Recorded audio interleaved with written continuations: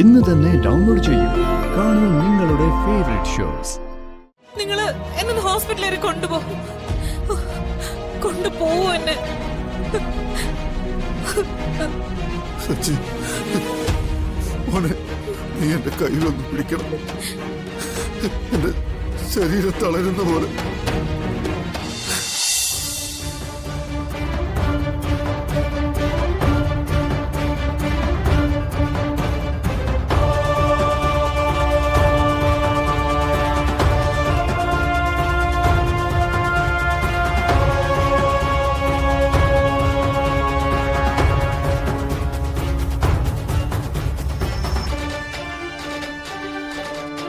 പൂർത്തി, താൻ ഉടനെ ഹോസ്പിറ്റലിലേക്ക് പോണം. അത് വേണോ? ആർക്കെങ്കിലും സംശയം തോന്നിയാൽ? ആർക്കും സംശയം തോന്നാത്ത രീതിയിൽ എവിടെയും ചെല്ലാൻ കഴിയുന്ന ആളല്ലേ മൂർത്തി. ആരുടെയും കണ്ണിപ്പെടാതെ എവിടെയെങ്കിലും മാറി നിന്നാ മതി. ഞാൻ എന്ത് ചെയ്യണം? അവിടുത്തെ കാര്യങ്ങൾ നിരീക്ഷിച്ച് അപ്പ എന്നെ വിവരം അറിയിക്കണം. ചിലപ്പോ പോലീസ് അവിടെ ഉണ്ടാവും. വെറുതെ അവരുടെ വലയിൽ ചെന്ന് ഞാൻ ചാടി കൊടുക്കണോ? പോലീസ് നമ്മുടെ ഭാഗത്തായിരിക്കും.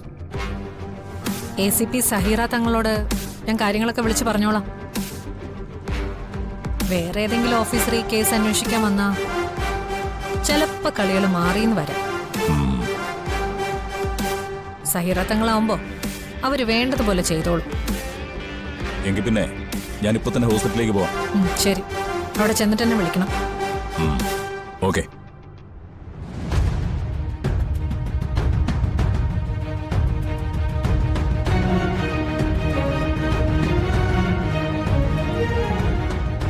കഷ്ടം. ഇനി എത്ര കാലം നിനക്ക് എന്റെ കഴുത്തിൽ ഇങ്ങനെ കിടക്കാൻ പറ്റുമെന്ന് എനിക്ക് പോലും അറിയില്ല.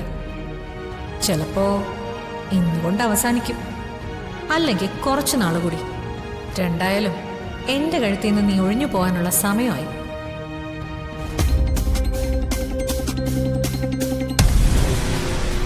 ഇനിയാണ് അവന്തികയുടെ പെർഫോമൻസ്. ഇപ്പൊ തന്നെ ഇവിടെ വിവരം അറിയും. മോൻ തട്ടിപ്പോയെന്നറിഞ്ഞാ കിളവനും ചിലപ്പോൾ അറ്റാക്ക് വന്ന് ചത്തെന്ന് വരും. അയാള് തട്ടിപ്പോയാലും ഇല്ലെങ്കിലും എനിക്കെന്റെ പെർഫോമൻസ് മോശമാക്കാൻ പറ്റില്ലല്ലോ.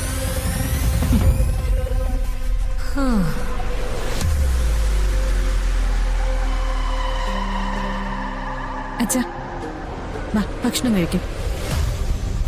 അത് കഴിഞ്ഞിട്ട് മരുന്ന് കഴിക്കാനുള്ളതാ. ഞാൻ വരാം. നീ ഭക്ഷണം എടുത്ത് വെക്ക.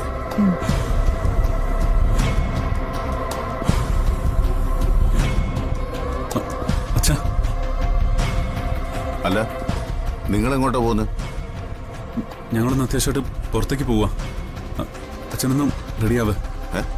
ഇതാ ഇപ്പൊ നന്നായത്. നിങ്ങൾ പുറത്തേക്ക് പോകുന്നതിന് ഞാൻ എന്തിനാ റെഡിയാവുന്നത്? അതല്ല അച്ഛാ, നമുക്ക് ഹോസ്പിറ്റൽ വരെ ഒന്ന് പോകണം. സാധാരണ ഡോക്ടറെ കാണാൻ നിങ്ങൾ രണ്ടുപേരും കൂടിയല്ലേ പോകുന്നത്? ഇന്ന് മാത്രം എന്താ ഒരു പ്രത്യേകത?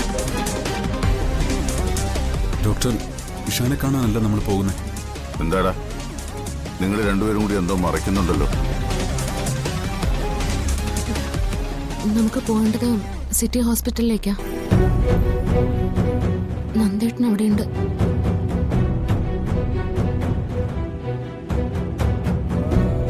അത് ശരി, അപ്പൊ വാർത്ത ഇങ്ങെത്തി.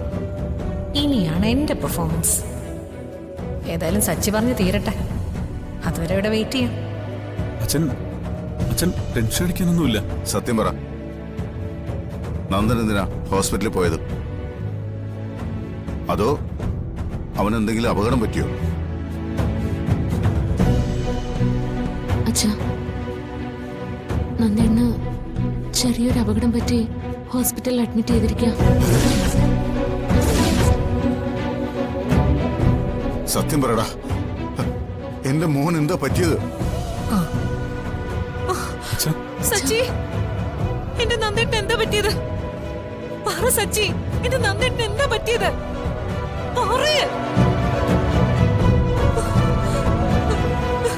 നന്ദൻ എന്ത് അപകടം പറ്റിയത്? സത്യം പറ, എന്താ ഉണ്ടായത്? ആർക്കെ ചേർന്ന് നന്ദേട്ടനെ കൊല്ലാൻ ശ്രമിച്ചു. കൊല്ലാനോ? നീ എന്തൊക്കെ ഈ പറയുന്നത്? അയ്യോ, അച്ഛാ. അയ്യോ, അച്ഛാ. അച്ഛാ, എനിക്ക് അച്ഛാ. അവരെന്റെ നന്ദേട്ടനെ കൊല്ലാൻ ശ്രമിച്ചത്. എന്റെ ഈശ്വരൻ, ഞാനിത് എങ്ങനെ സഹിക്കും? സത്യം പറ സച്ചി, അച്ഛാ കരയില്ല. എന്റെ നന്ദേട്ടൻ ഇപ്പൊ ജീവിച്ചിരിപ്പുണ്ടോ? നിങ്ങളൊക്കെ എന്തോ മറച്ചു വെക്കുന്നുണ്ട്.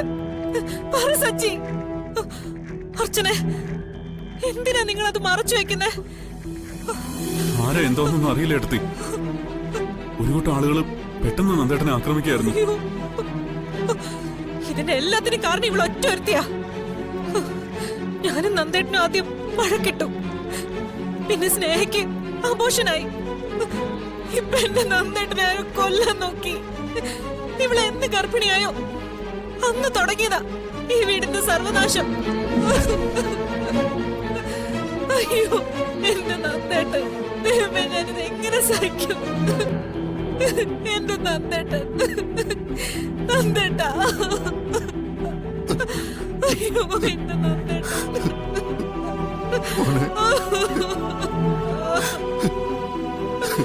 അയ്യോ, ഈശ്വരാ. ഇപ്പൊ കറക്റ്റായി. സംഗതി ഏറ്റിട്ടുണ്ട്. ഇനി കരച്ചില് വീണ്ടും തുടങ്ങാം. അയ്യോ, അയ്യോ, നന്ദേട്ടാ.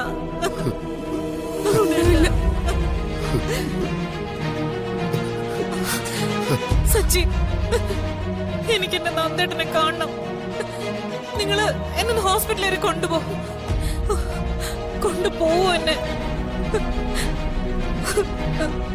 സച്ചി, മോനെ, നീ എന്റെ കയ്യിലൊന്ന് പിടിക്കണം. എന്റെ ശരീരം തളരുന്ന പോലെ. എഴുന്നേക്കച്ചാ. സൂക്ഷിച്ച് അച്ഛാ, ലേറ്റാക്കണ്ട, നമുക്ക് പോവാം. അതിരെ